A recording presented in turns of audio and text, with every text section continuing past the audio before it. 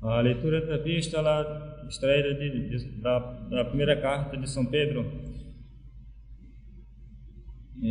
3, 8, 15. Caríssimos, sede todos perfeitamente unidos na oração, compassivos, amantes de vossos irmãos, misericordiosos, modestos e humildes. Não retribuais mal por mal, nem injúria com injúria, mas, pelo contrário, abençoai, pois para isto sois chamados, a fim de receberdes a herança da bênção. Porque o que quer amar a vida e ver felizes dias, refreie a sua língua do mal, e não deixe que os seus lábios profiram mentiras. Aparte-se ele do mal e faça o bem, procure a paz e nela prossiga, pois os olhos do Senhor estão sobre os justos e seus ouvidos atentos às suas súplicas. O olhar irado do Senhor, porém, ameaça os que praticam o mal. Quem poderá prejudicar-vos se fordes zelosos no bem? E felizes se vós mesmos se padecerdes algo por amor da justiça, deles não tenhais medo, nem vos perturbeis. Guardai, porém, a Cristo, o Senhor, santo em vossos corações. A leitura do Evangelho segundo São Mateus 5, 20 e 24. Naquele tempo, disse Jesus a seus discípulos: se vossa justiça não vai além da justiça dos escribas e fariseus, não entrareis no reino dos céus. Ouvistes o que foi dito aos antigos: não matarás, e quem matar será réu em juízo. Eu, porém, vos digo: todo aquele que se irá contra seu irmão será levado ao tribunal, e o que chamar a seu irmão raca será réu diante do conselho, e o que disser louco merece ser condenado ao fogo do inferno. Portanto, se trouxeres a tua oferenda ao altar e te lembrares que teu irmão tem contra ti alguma coisa, deixa a tua oferenda diante do altar e vai primeiro reconciliar-te com teu irmão, e depois vem fazer a tua oblação. Pode sentar-se.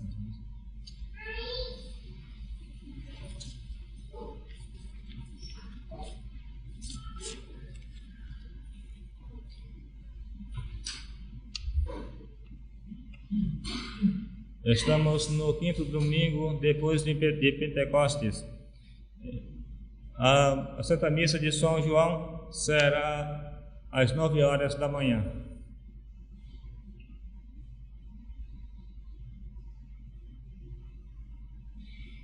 Esse domingo distingue-se muito daqueles que precederam.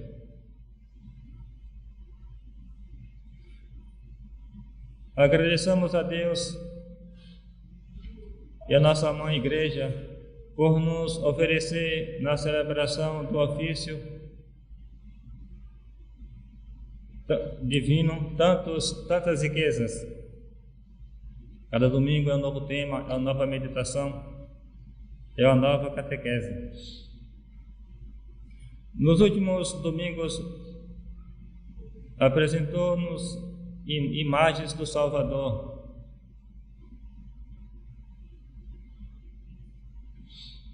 Mostrou-nos primeiro o hospedeiro benevolente que nos convida para o seu banquete. Depois o bom pastor que carrega a sua ovelha nos seus ombros, levando-o ao aprisco celestial. Por fim, o divino pescador celestial,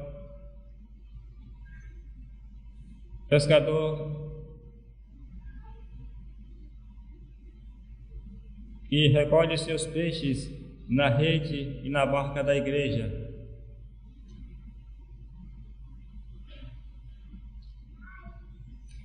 Hoje a Santa Igreja não nos oferece uma imagem, mas dá uma lição de amor do próximo. Na leitura da epístola,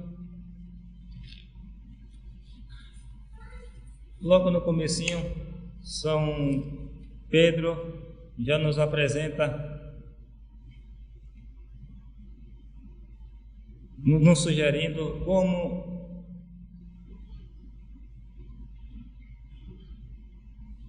seguirmos a pregação do Evangelho, como praticar a pregação do Evangelho.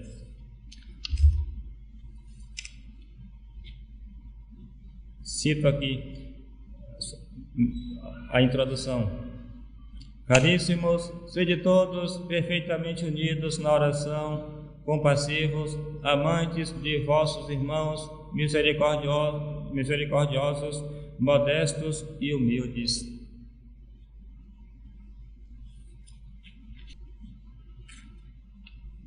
Essa virtude da humildade é uma daquelas desafiadoras e necessária para que seja legitimizada todas as outras virtudes morais. Então ela, como alicerce, é como fundamento das outras virtudes, poderá elevar-se qualquer edificação a qualquer altura, mas se não está bem sustentada por uma sólida fundação, virá a ruir, ou mais cedo ou mais tarde. Assim é no campo das virtudes. Se a humildade não está bem sedimentada no fundo da alma, nenhuma outra virtude poderá subsistir. Com o tempo ficará claro de que é falsa aquela virtude.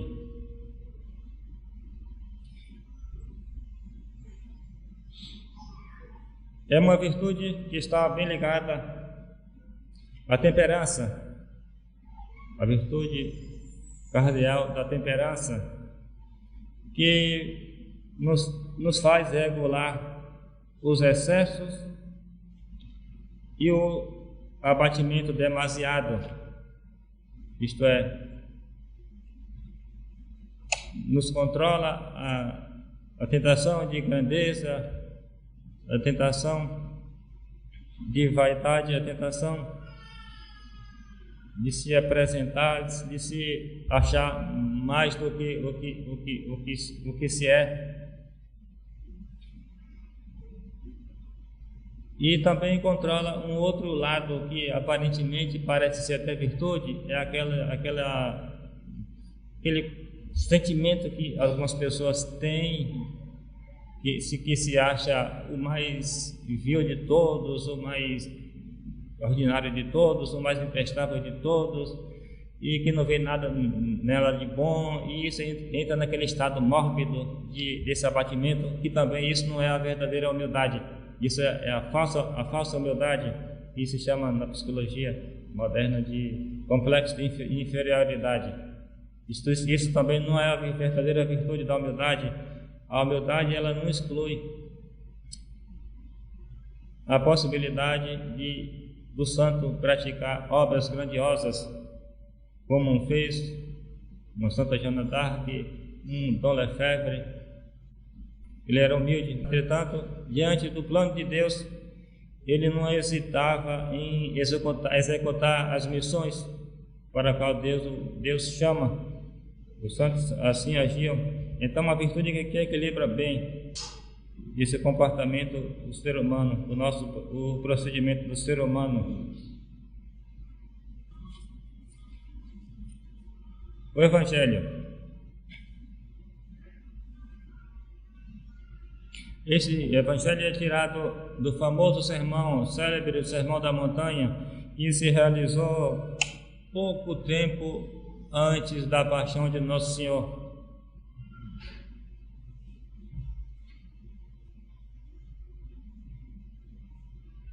Neste Evangelho, encontramos duas lições marcantes. Nosso Senhor institui a caridade fraterna e manda reparar as ofensas contra a virtude, contra a caridade, por uma sincera reconciliação.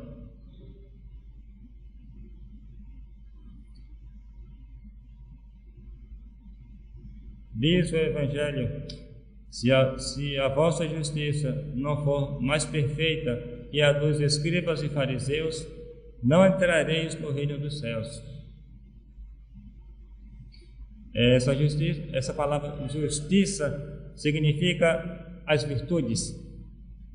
Não somente nesse aspecto que é citado aqui, no aspecto da justiça somente, mas no sentido mais apropriado, significa todas as virtudes.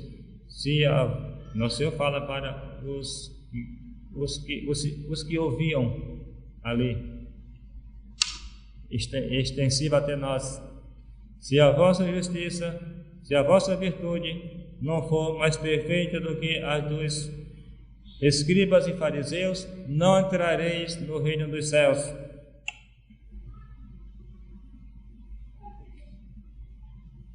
Quem eram esses homens?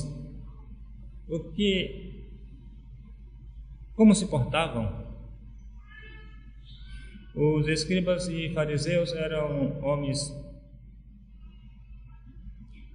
distintos entre os judeus, sábios, santos aos olhos do povo, mas na realidade estranhos ao espírito da lei.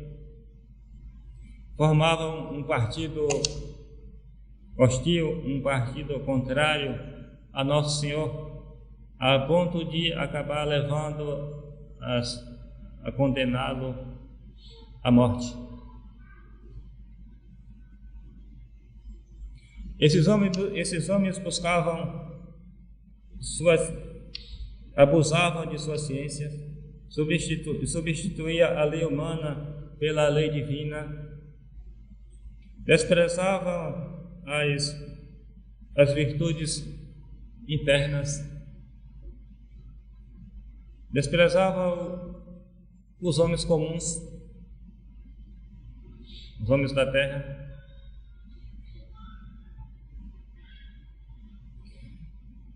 Se praticavam boas obras, era somente para agradar os homens.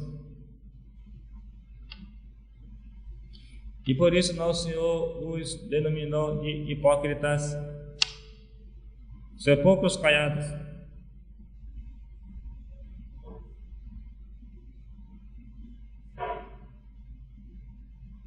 Para nós, aqui uma pequena meditação.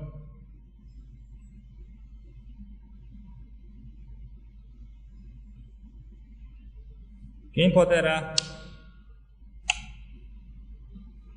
presumir de não ser hipócrita, de não ser sepulcro caiado?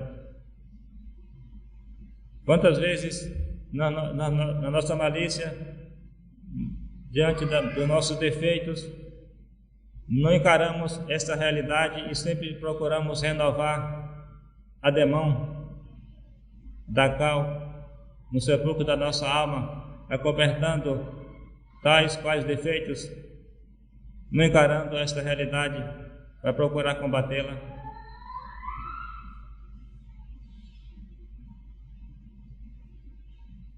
Hoje utilizamos uma linguagem mais atual, se diriam também invernizar o móvel de uma madeira ordinária, colocando uma cor de uma outra madeira nobre. Madeira de pinho, coloca o verniz de mogno e é apresentado no mercado, e as pessoas menos avisadas acabam comprando, achando pela cor, mas de fato dentro é pinho, aquela madeira bem ordinária assim.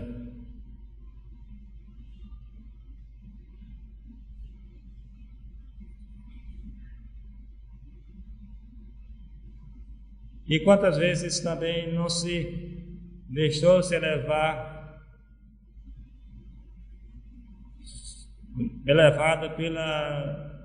pelo que os homens veem pelos conceitos humanos,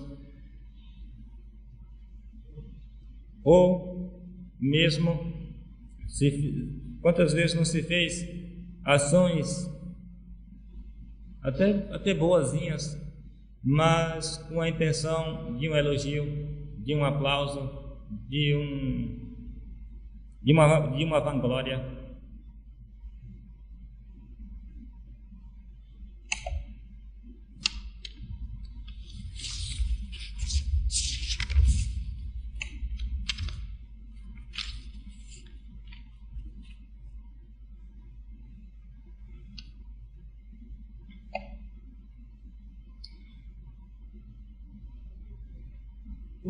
O quinto mandamento está bem dentro desta meditação, porque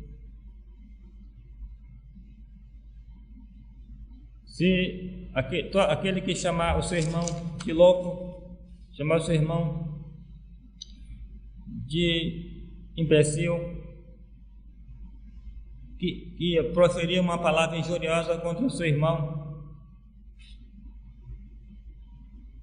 é merecedor do fogo do inferno, porque não se mata somente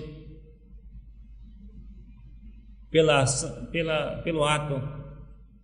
ato físico, mas também existem outras formas de matar, assim uma calúnia, assim uma palavra dura contra o outro, uma afronta contra o outro, e que muitas vezes deixa o outro tão abatido como se tivesse sofrido a morte física.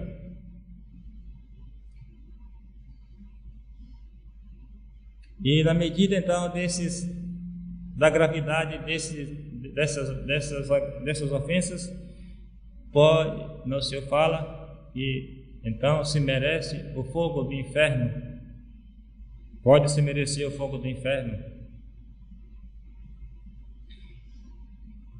Outra parte do Evangelho, nosso Senhor fala: se quando diante da oferta te lembrares que tem alguma coisa, alguma pendência com o teu irmão,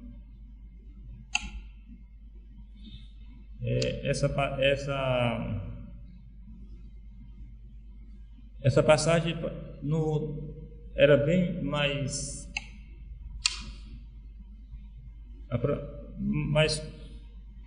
comum, bem mais vista na liturgia antiga, porque na hora da missa, na hora da Santa Missa, precisamente na hora do ofertório, cada um levava a sua oferenda para apresentar ali para dar a Nosso Senhor, e depois tinha o ósculo da paz. É nessa circunstância então que precisava claramente ali entre os presentes, de fato, podia haver pessoas que tivessem dificuldade com o outro, tivesse cisão contra o outro, e então Nosso Senhor lembra: não vai agradar a Deus esta ação. Primeiro vai reconciliar-te com teu irmão. Na verdade, a necessidade primeira de reconciliar com o irmão é porque se tiver de mal com o próximo, primeiramente ficamos de mal com Deus. Então, só ficaremos de bem com Deus se resolver aquela pendência. Esse costume então desse ósculo na liturgia, hoje a igreja conserva apenas nas missas solenes.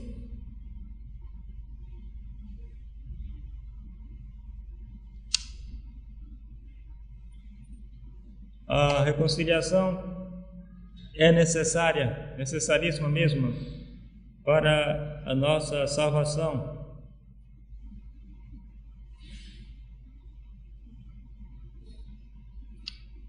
E é necessário a busca dessa reconciliação. A primeira obrigação de procurar essa reconciliação é do que ofendeu por primeiro, ou então do que fez uma ofensa mais grave. Muitas vezes um provocou, o outro reagiu com uma ofensa muito mais acima do que caberia, e nesse caso este passa a ter uma obrigação maior de procurar a reconciliação.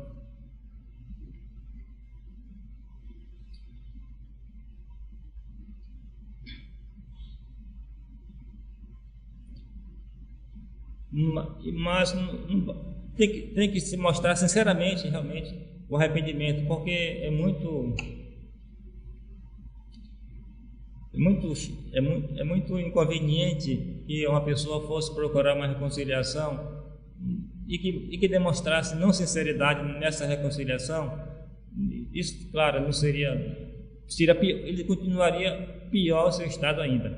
Essa reconciliação ele tem que demonstrar uma sinceridade ao que o outro vai se convencer de que realmente ele está arrependido, e falar algo tentando apaziguar, explicando um pouco a sua culpa, para que o outro agredido, o outro que foi ofendido, perceba claramente que de fato ele está disposto a essa reconciliação.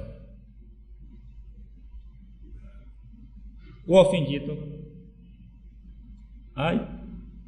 claro, o normal é que ele também perdoe, por sua vez, ele abre o seu coração e perdoe a ofensa. Infeliz dele se ele não perdoasse. Infeliz daquele que o inimigo procurou o perdão e o que foi ofendido negasse esse perdão. Nossa, seria terrível, seria triste uma postura dessa. E aí, claramente, não poderia rezar mais o Padre Nosso. Não poderia mais rezar o Padre Nosso.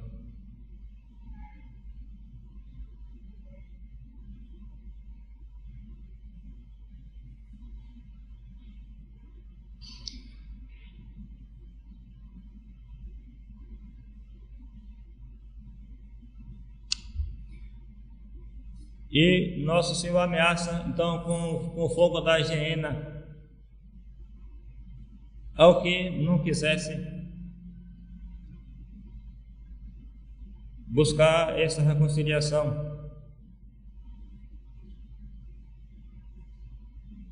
A hiena aqui é no sentido próprio mesmo, e a Igreja sempre entende que é o fogo eterno, o fogo do inferno. Embora houvesse em Jerusalém um vale onde se colocava as coisas, os lixos ali da cidade e de regiões, e que era um fogo indistinguível ali que sempre queimava. Mas Nosso Senhor, quando fala a hiena, aproveita daquela coisa ali ao conhecimento deles, mas não deixa de lembrar que é uma hiena eterna. É uma hiena eterna. Essa realidade do inferno, homens mal intencionados tentaram tirar da mente das pessoas a existência do inferno, do fogo eterno. Desde os primeiros séculos tentaram abolir a existência do inferno, mas os doutores, por sua vez, procuraram demonstrar, baseado na Sagrada Escritura, a existência do fogo eterno. No Antigo Testamento, mesmo antes dos profetas, já existia citações da existência desse fogo eterno, e a partir dos profetas foram ficando mais claro as passagens onde era citado esse fogo eterno. No Novo Testamento, isso se multiplicou. Nosso Senhor, nas cartas de São Paulo, no Evangelho, muitas passagens do Novo Testamento foram relembradas claramente a existência desse fogo eterno.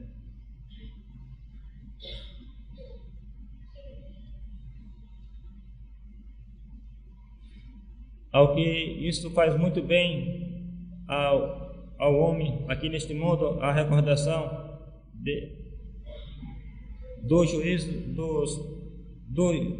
dos novíssimos do homem, que são 3: a morte, o juízo, o inferno, o paraíso.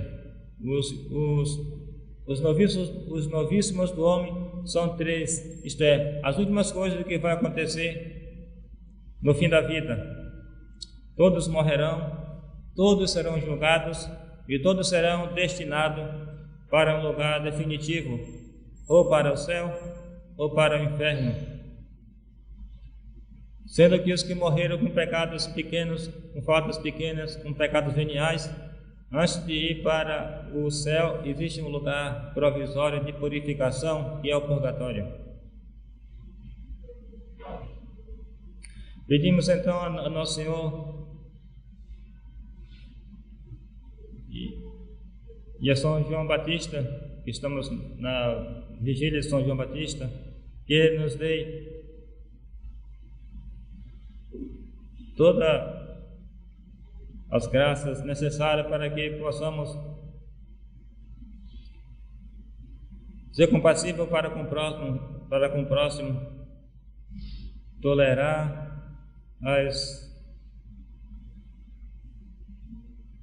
o outro como ele é,